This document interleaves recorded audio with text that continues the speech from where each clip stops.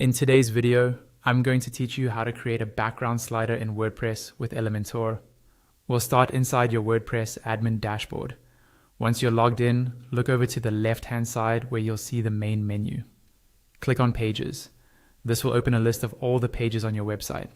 Find the page where you want to add your background slider.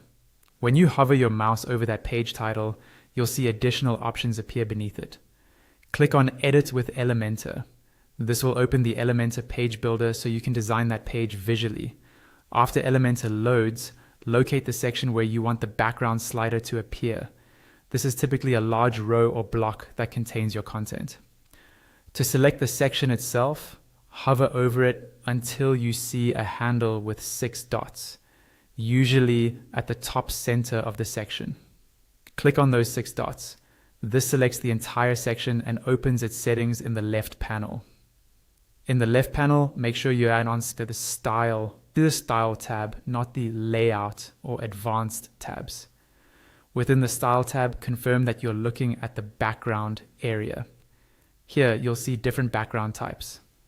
Look for the option that represents a slideshow or background slider and click on that icon. Next, you'll see a field for the gallery. Click the box with the plus icon.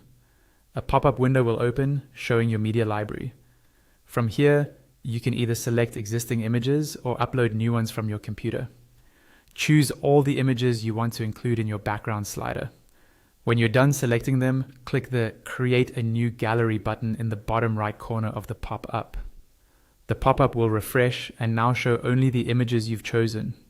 You can drag and drop the images to rearrange the order they'll appear in the slider. If you like, you can also add captions to each image.